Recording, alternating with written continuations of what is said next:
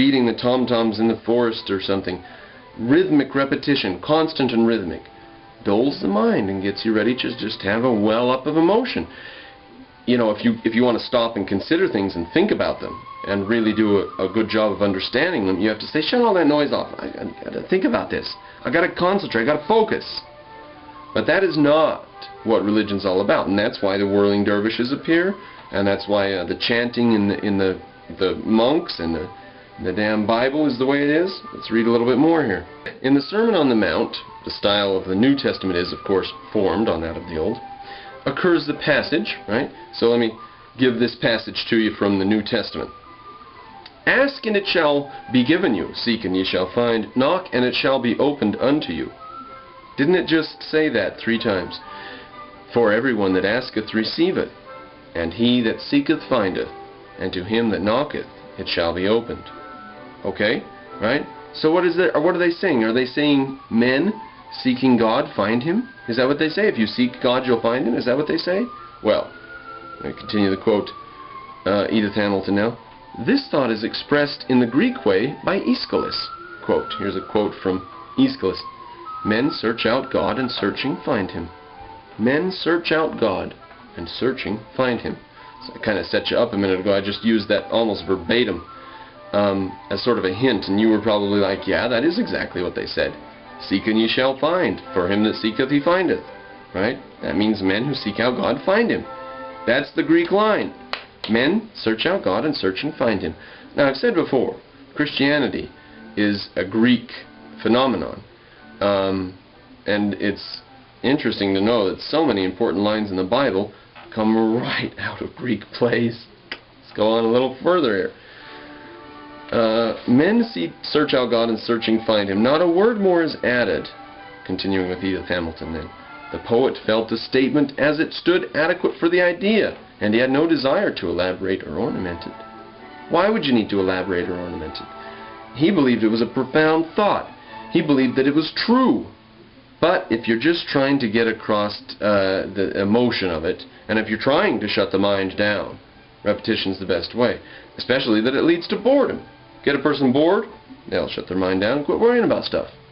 Now she quotes from the chorus in the Agamemnon. And she quotes quite a bit.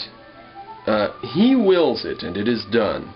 One spoke, saying, God cares not when men tread underfoot holy things inviolate. But who spoke thus knew not God. Continues for quite a ways. We have seen with our eyes the price they pay, whose breath is pride, who dare beyond a man's daring, whose dwelling overflow with riches.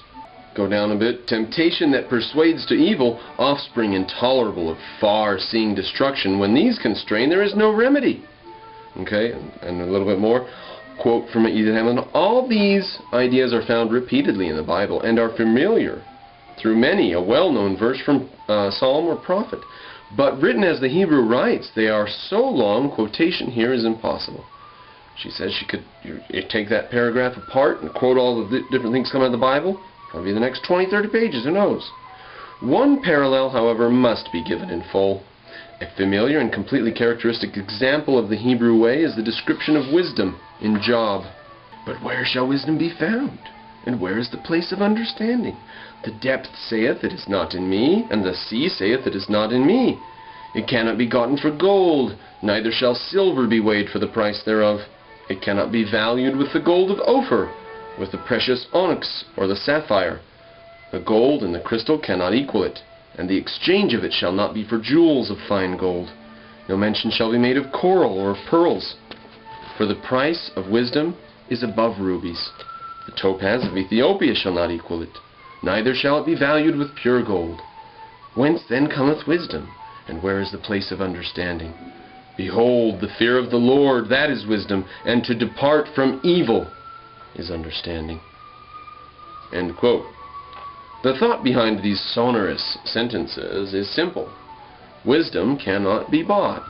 It is the reward of righteousness. The effectiveness of the statement consists entirely in the repetition. Now I pause for just a moment. I thought that it made the statement rather ineffective and boring. The idea is repeated again and again with only slight variations in the imagery, and the cumulative effect is in the end great and impressive. It happens that a direct comparison with the Greek way is possible, for Aeschylus too had his conception of the price of wisdom. Ready? Here's Aeschylus. God, whose law it is that he who learns must suffer, and even on our sleep pain that cannot forget falls drop by drop upon the heart, nightmares and stuff, and in our own despite, against our will, comes wisdom to us by the awful grace of God. Now that is a profound conception of understanding. He says that wisdom, the price of wisdom, is pain.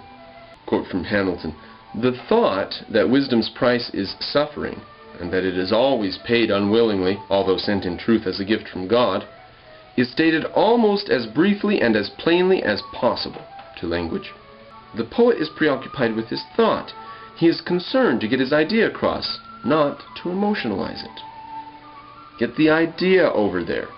His sense for beauty is as unerring as the Hebrew poets, but it is a different sense for beauty. The same difference between the two methods is marked in another parallel, where the wicked man is shown praying to deaf ears. In the Bible it runs like this: When distress and anguish cometh, then shall they call upon me, but I will not answer. Then shall they seek me, but they shall not find me. The Greek expresses this bare idea, not a word more. You couldn't shorten that much, could you? Let me do the Bible again. When distress and anguish cometh, then shall they call upon me, but I will not answer. Then they shall seek me, but they shall not find me. Here's the Greek. And does he pray? No one hears. Well, I love it. I love it.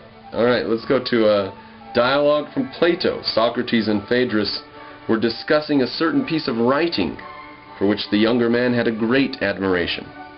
He insisted that Socrates should feel the same. And here's what Socrates had to say about it.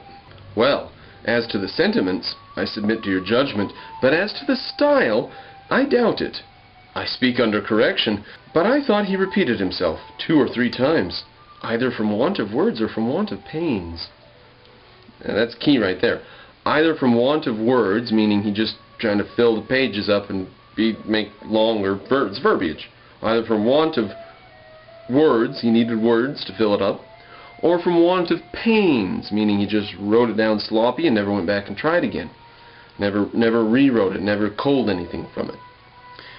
Continuing from Socrates, and he seemed to me ambitious to show that he could say the same thing over in 2 or 3 ways. Ladies and gentlemen, cull that from your writing. Now a quote from Pericles. Pericles said, "We are lovers of beauty with economy." That is perfect. Beauty with economy. That's why I'm fond of Hemingway's writings. If you ever want to relax, Hemingway, the one thing about Hemingway is there's no thought anywhere in anything. It's just which kind of whiskey should we drink, and that's about it. Let's go to a bullfight, or let's go hunt this lion, or let's get in the car and go meet so-and-so in the next town. Let's get a couple bottles of wine on the way. Hemingway is getting drunk and not thinking. But that doesn't quite work. Hemingway writes the way the Greeks wrote their poetry, but the Greeks wrote their poetry to get a thought across. Hemingway wrote plainly about nothing. So, if you ever want to just fall asleep on beautiful writing, Hemingway's it. I think we're done with Greek poetry. To say that it doesn't rhyme is strange. It's normal in English poetry for rhyme to be the sole concern of the poem. If it rhymes, it's a poem. That was the English mantra. The Greeks had more than that, though, didn't they? They needed more than that. And they needed less in elaboration and verbiage. They needed, as she said, musical qualities. They were more obsessed with metrical perfection. Now, I rest my case.